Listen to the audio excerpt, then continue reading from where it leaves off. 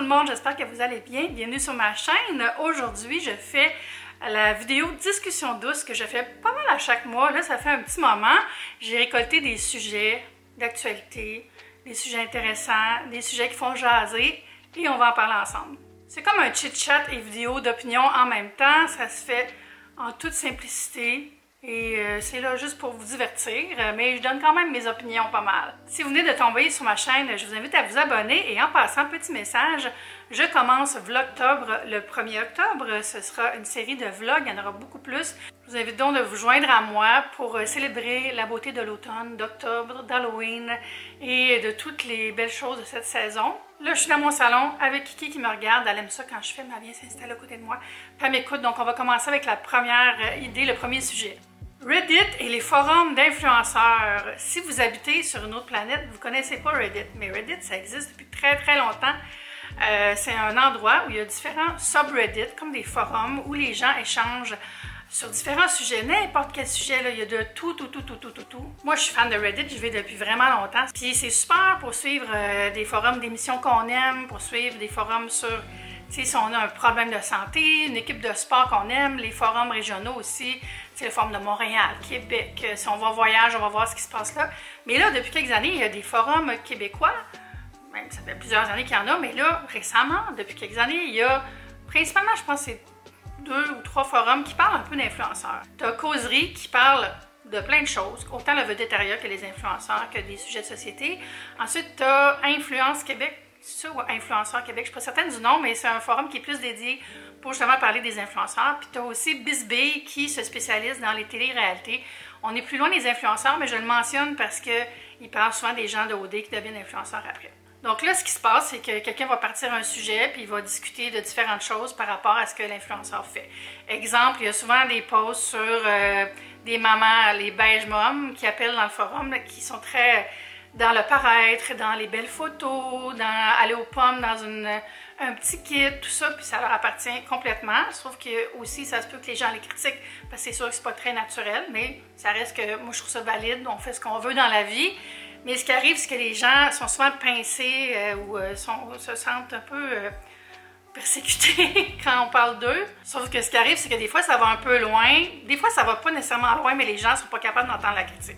Puis ça, je peux absolument comprendre. Ça m'est arrivé de faire parler de moi dans certains forums, pas sur Influence Québec, je pense pas.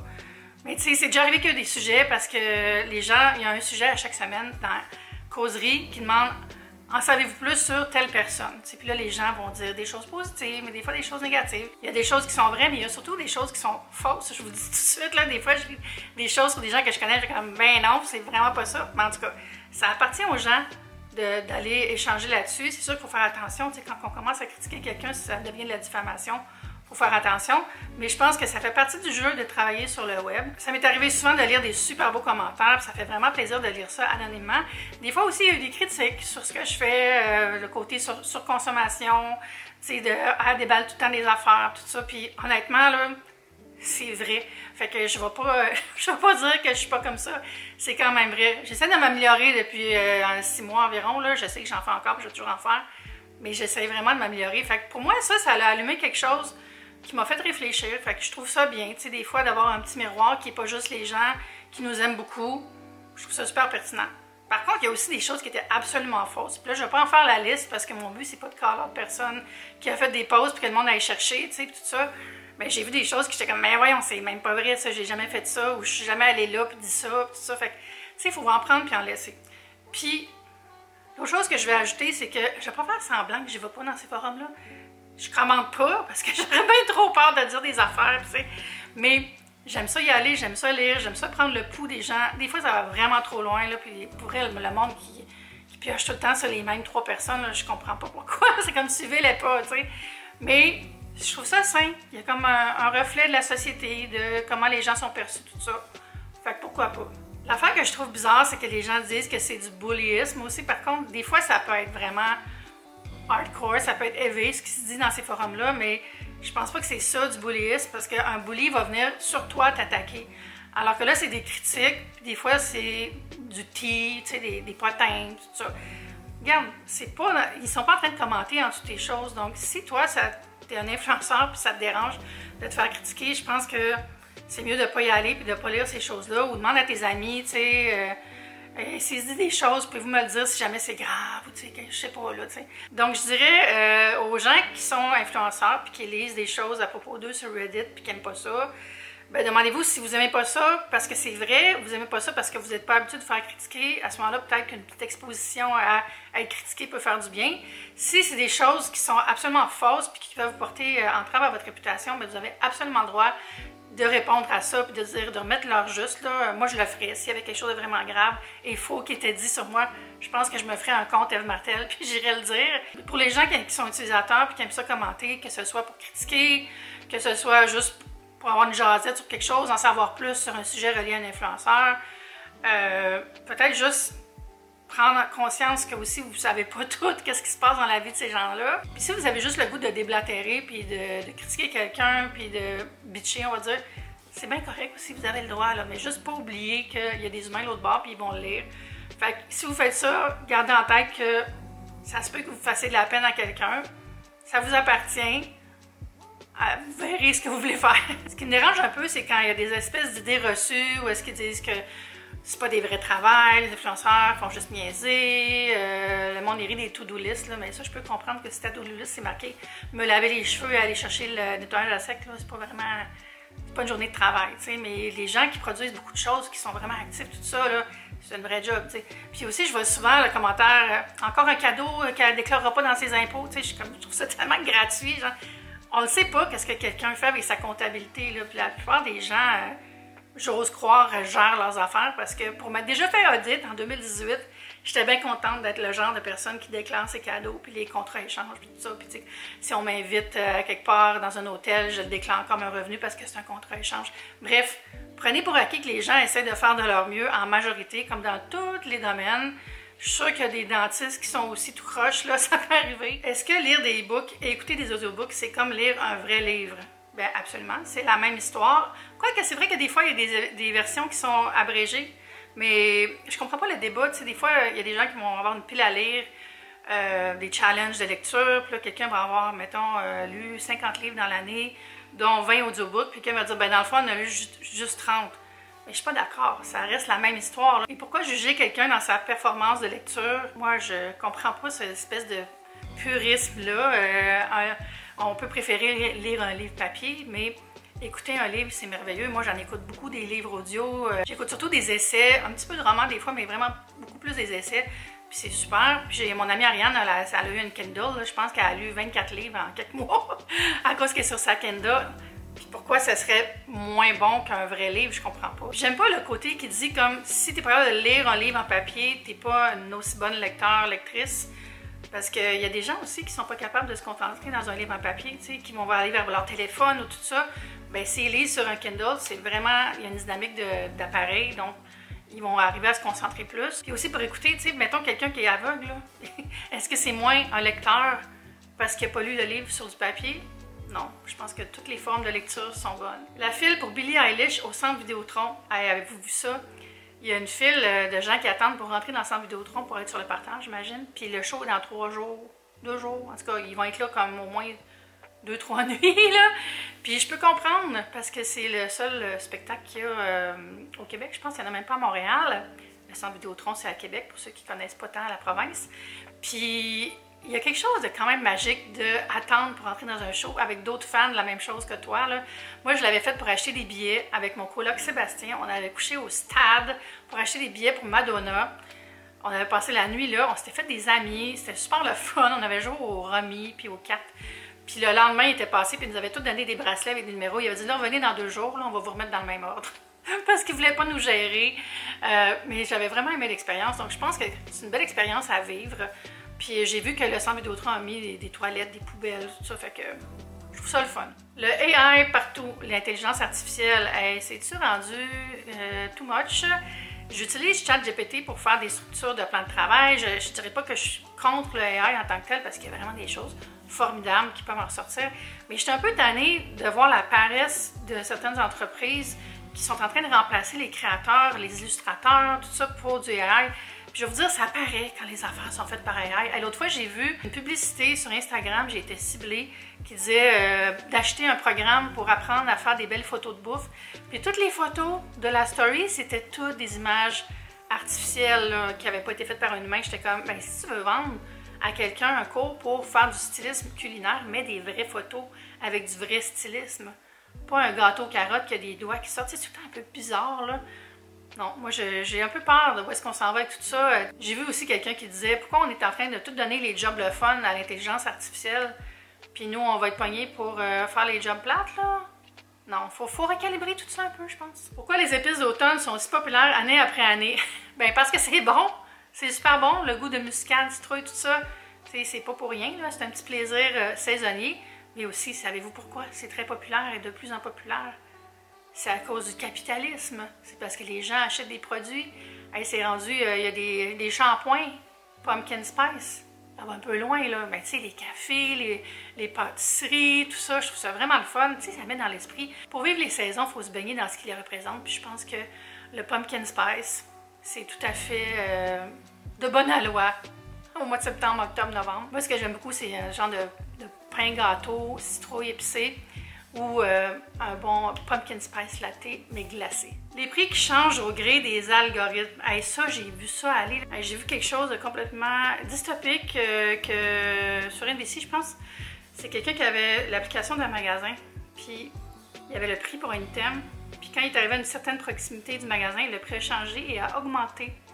Donc là, ce qui se passe beaucoup présentement, c'est que toutes les entreprises, là, les grands magasins, veulent changer la tarification pour que ça soit responsive, là. Donc selon la météo, selon l'heure, selon la localisation, avec toutes des étiquettes électroniques. Puis ça, je trouve ça complètement aberrant. On ne peut pas aller vers ça, c'est dystopique. J'utilise encore ce mot-là. C'est comme on devient tout juste... On n'est plus des humains, on est des consommateurs. Puis là, selon ce qui se passe dans la planète, on va payer plus ou moins. C'est complètement, là, ça devrait être illégal. J'ai d'ailleurs un excellent livre sur les algorithmes présentement. Je vais vous dire le titre. En fait, je l'écoute. Ça s'appelle Filter World. How Algorithms Flatten Culture. Puis ça parle beaucoup de ça, justement, comment c'est l'algorithme aplatit tout ce qu'on consomme, contrôle, égalise.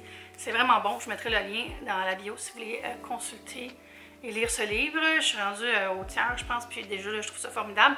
Mais ouais, ça, je trouve ça super inquiétant. Tu sais, déjà, c'est déjà comme ça pour plein d'affaires. Quand on cherche un billet d'avion, là, si on l'a cherché 2-3 fois avant, le système s'en rappelle puis il va nous donner un prix en conséquence. Donc, il faut toujours se mettre avec un profil anonyme si on veut magasiner certaines affaires. Sinon, on se fait avoir. Et je pense que c'est malheureusement juste le début de tout ça. Lisande Nadeau à rade. Alors ça, je ne l'ai pas vu au complet, mais j'ai vu un clip.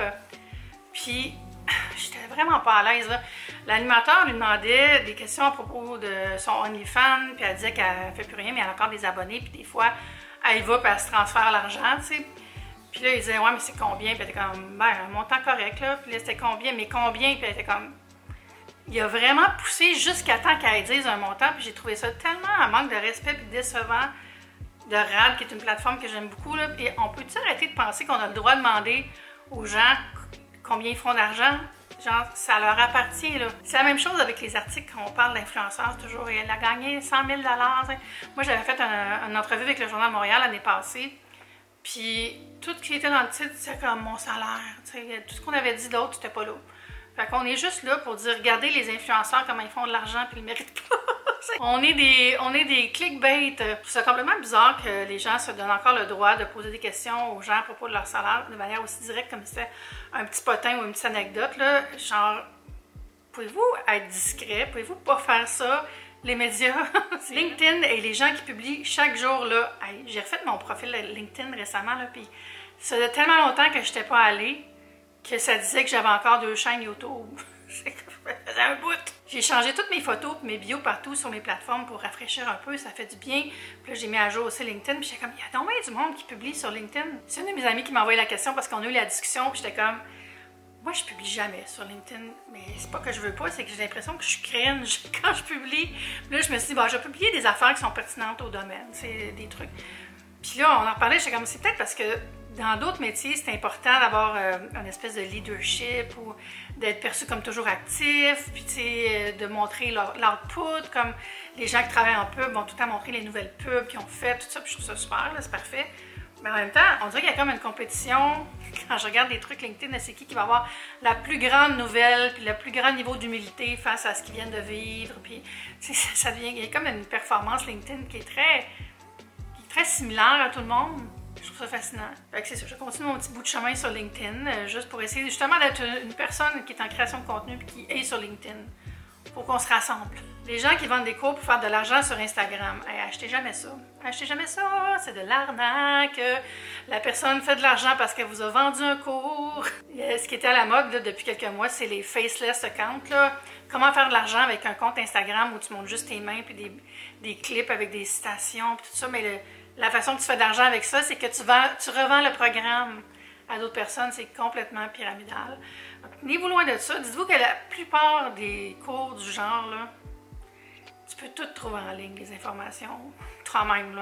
C'est juste, ils radotent des choses qu'ils ont lues ailleurs, là, puis ils demandent de l'argent en échange. Dites-vous que si vous cherchez, mettons, un cours pour monétiser vos plateformes, tout ça, il y a déjà une multitude de contenus gratuits sur YouTube, sur les plateformes de blogging, tout ça. Donc, cherchez-le avant de dépenser votre argent parce que pour vrai, souvent, ils font juste copier ce qu'ils ont trouvé en ligne de toute façon. H&M qui élimine tranquillement la section taille plus. Ça, je voulais vous en parler depuis longtemps. Il faut aller faire un tour en ligne sur H&M. Déjà qu'ils avaient enlevé tous les trucs taille plus depuis quelques années puis c'est rendu juste en ligne. Et là, il n'y a même plus de mannequin taille plus ou presque. Il n'y a plus de section taille plus. Tu y vas en choisissant les tailles, puis là, il te sort tous les vêtements qui sont disponibles, qui sont tous photographiés sur des personnes minces. Puis j'étais allée voir, j'ai fait des recherches, puis il y a des gens qui ont écrit à H&M pour dire qu'est-ce qui se passe. Ils sont comme, ah bon, on change un peu notre système, là, tu sais, des grosses défaites, là, dans le fond, ils sont juste plus intéressés à vendre aux personnes taille plus. Je trouve ça vraiment plate, surtout que moi, j'achète beaucoup de mes vêtements là. Puis là, je suis allée faire un tour avant hier pour acheter une super belle lampe. Il y a encore des très belles choses pour la maison. Puis je regardais, j'essayais de trouver des choses, là, puis je trouvais rien. Il n'y a rien, c'était tout des basics, là. C'était tout des petits chandails basiques, même pas basic cool, basic. On va te mettre un vêtement pour que tu sois pas tout nu, tu sais. Je trouve ça super décevant. Puis comment ça peut encore arriver en 2024 que des si grands manufacturiers décident on veut pas votre argent. En tout cas, je devrais voter avec mon argent puis même plus acheter rien là parce que je trouve ça insultant un petit peu. Les coachs de vie et la pensée magique de si tu peux, tu veux. Ça aussi, c'est un autre red flag. La pensée positive toxique, ça peut être dangereux. Moi, je suis quelqu'un qui fait beaucoup de manifestations. Tu sais, je vais te dire à voix haute ce que je veux qu'il arrive. De la visualisation. Manifestation, je sais pas, mais tu sais, je fais beaucoup de visualisations, un peu comme des sportifs. Je vois dans ma tête qu'est-ce qui va se passer, comment je préfère ça pour que ça arrive bien, tu sais, puis j'essaie vraiment que ça devienne qui je suis. Mais tu peux pas dire à quelqu'un que la raison pour laquelle il n'y a pas ce qu'il veut dans la vie, c'est parce que c'est pas assez forcé ou c'est parce qu'il n'y a pas assez projeté de positif, là. Il y a tellement de facteurs dans une vie qui font qu'on réussit ou pas un projet. On peut avoir certains privilèges, on peut avoir de l'aide, on peut être plus brillant que d'autres, mais c'est pas juste la bonne volonté qui fait ça. Puis pour revenir à la question des coachs, je trouve qu'il y a vraiment aussi là, un problème de société où est-ce que les coachs deviennent des gourous, qu'on adulte, puis qu'ils sont donc bons. Puis là, si je suis avec dans son entourage, moi aussi, je vais être bon. Donc, méfiez-vous si vous demandent de vous payer des gros montants, ces coachs de vie-là. Souvent, les meilleurs coachs, ils vont donner beaucoup de conseils gratuits.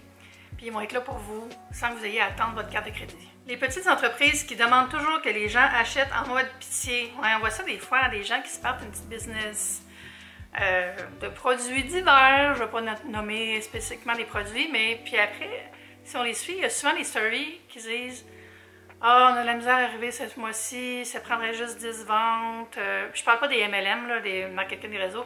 Vraiment des gens qui ont une petite business à la maison puis qui font des lives sur TikTok, tout ça. Puis des fois, on les voit comme presque supplier pour avoir des ventes. Puis moi, je me demande, ces gens-là, ils ont-ils un plan d'affaires? Est-ce qu'il y a une stratégie derrière tout ça? Parce que je pense que non. Puis juste un rappel, si vous partez en affaires, même si c'est juste une petite business, sideline, tout ça, ça prend vraiment un plan d'affaires pour savoir à qui vous vendez, c'est quoi la tarification pour le type de produit que vous vendez, c'est quoi les promos que vous allez faire, comment vous allez soutenir la publicité sur tout ça. Parce que si vous faites juste vous fier à votre réseau ou à vos abonnés, c'est pas assez malheureusement. Puis on en a vu beaucoup des compagnies qui ont participé à la COVID là, parce que les gens se partaient des petits sidelines qui ont fermé.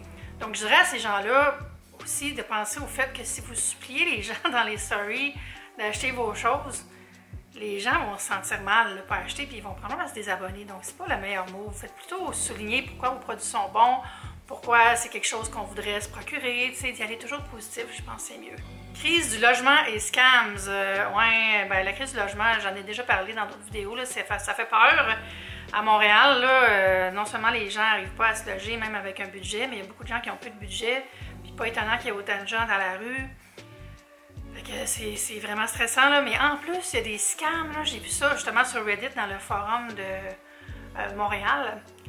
Des gens qui vont mettre des annonces, puis quand les gens écrivent, ils disent « Ah, mais là, j'ai tellement de monde à gérer là, que je veux juste voir des gens qui sont prêts à mettre un dépôt. » Puis là, tu es censé envoyer de l'argent pour réserver ta place. Hey, ça, c'est un scam, là. Puis en plus, au Québec, là, c'est pas légal de demander des dépôts à la base. Fait que tu peux même pas demander le premier et dernier mois, comme on voit souvent ailleurs, là. On est encore protégé par ça. Ça n'empêche pas qu'il y a des gens qui vont le faire sans que ça soit nécessairement un scam. Des fois, il y a des propriétaires qui savent qu'ils ont le gros bout du bâton puis ils vont imposer ça. Puis là, si tu dis quelque chose, si tu te plains, ben tu n'auras pas l'appartement de toute façon. Dans le fond, on devrait faire de l'activisme d'appartement. Puis faire comme si on cherchait des appartements puis dénoncer justement les gens qui font ça. Quand on a une maison, tu sais, mettons, moi j'ai mon condo, je devrais faire ça parce que moi j'ai rien à perdre parce que je ne veux pas l'appart.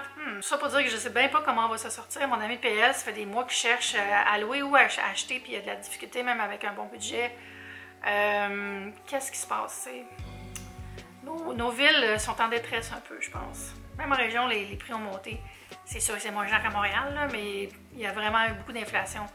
Pour tout ce qui est logement aussi, il y a tellement de gens qui ont investi dans des propriétés pour devenir des locataires, là, des proprios. Ça a enlevé beaucoup d'unités du parc pour la location à bas prix parce qu'ils font des grosses rénaux, ils montent les prix et tout ça. Fait que... Et Airbnb aussi, on pourrait en parler longtemps. Mais ouais, soyez prudents quand vous regardez des petites annonces en ligne. Là, souvent, essayez de chercher les photos. T'sais, mettons que vous voyez une annonce sur Facebook, là, cherchez les photos sur Google parce que si le gars il les a piquées, les photos, ils vont être là. Si c'est vraiment chez eux, il n'y aura rien. La fermeture de la Tulipe, avez-vous vu ça? La belle salle de spectacle légendaire, la Tulipe a des problèmes depuis vraiment longtemps avec un homme qui a acheté juste à côté et qui fait des démarches en utilisant aussi une erreur de la ville qui a zoné ça résidentiel récemment. Pourquoi s'installer à côté d'un commerce bruyant comme une salle de spectacle quand on sait que ça va nous déranger? Genre, faut-il avoir un ego incroyable pour faire ça? Ça n'a pas de bon sens. Moi, j'ai déjà habité en haut d'une brasserie. Quand on avait loué mon chum et moi à l'époque, c'était une brasserie qui fermait à 8 h, qui n'était pas ouverte le dimanche. Puis là, 2 mois après qu'on soit arrivé, ils ont changé de main. C'était ouvert tout le temps, super tard, puis il y avait beaucoup de musique, puis ça nous dérangeait quand même beaucoup. Mais on a demandé au propriétaire de faire poser des tapis isolants, puis ça, puis on s'est débrouillé. On n'est pas allé à la ville, là, pour faire fermer. En même temps, on n'était pas propriétaire, mais tu sais, j'espère du moins que la ville va faire attention. Puis ça va être la fin de la vidéo. J'ai le soleil d'en face, la lumière a changé tellement j'ai fumé longtemps. Puis, ben oui, on va aller prendre une marche dans l'appartement. N'oubliez pas de vous abonner pour passer Vlogtober avec moi. Puis on va se dire à bientôt pour une prochaine vidéo. Bye!